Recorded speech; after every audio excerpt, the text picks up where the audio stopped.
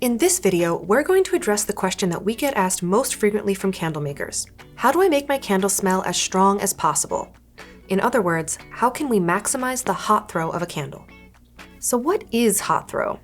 Well, it's the term used to describe the strength of a fragrance while a candle is burning. It's best to evaluate hot throw after a candle has been burning for at least 2 hours, but for no more than 4. So how do you get an impressive hot throw? Fragrance oil needs to bind well to wax to throw fragrance. And to achieve a good fragrance bond, wax needs to be hot enough before adding fragrance oil.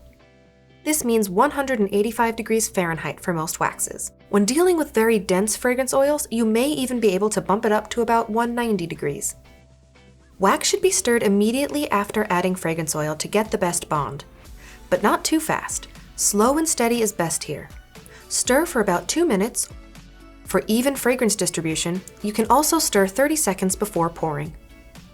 As with all crafting, it's extremely important to test to get the best results for your purposes. Start with 1 to 2% lower than the maximum fragrance load of your wax. So if your wax has a 10% maximum fragrance load, start with 8% to be safe. Starting a little lower is a great way to avoid overloading your wax with fragrance oil. Candles overloaded with fragrance oil don't burn as well, and they don't throw fragrance as well either. Candle making formulas use weight measurements for consistency. Always weigh your wax and fragrance oil on a scale for the most accurate results. Check the settings on your scale and make sure it's set to the correct unit.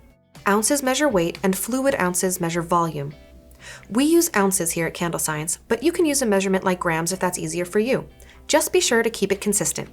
Avoid measuring cups and spoons as they're made for measuring volume. Perfect your melt pool. A candle's melt pool is the melted area of wax on top of the candle. An ideal melt pool should be about 1/4 to 1/2 inch deep to effectively distribute fragrance. Choosing the appropriate wick for your candle size and wax type will help here. But the way that a candle burns can be affected by multiple factors, so reevaluate your candles whenever you change something about them. One more thing about melt pools: the larger the candle's melt pool, the stronger the hot throw will be. If you're unhappy with your hot throw after trying what feels like everything, consider testing wider containers. Choosing the best wax for your project. You can absolutely achieve a strong hot throw with soy wax, but it may take more testing, fragrance oil, wider containers, and experience. Some beginners may feel frustrated when their soy candles have a weaker hot throw than some store-bought candles. Many of these candles are made with paraffin or paraffin blends. If you're hesitant to switch to 100% paraffin wax, try out a paraffin blend first to see if you like working with it. Even perfectly made candles sometimes disappoint hot throw aficionados. Set yourself up for success by keeping these key points in mind.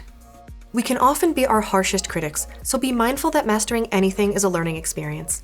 Every candle you make, strong hot throw or not, is a step in the right direction.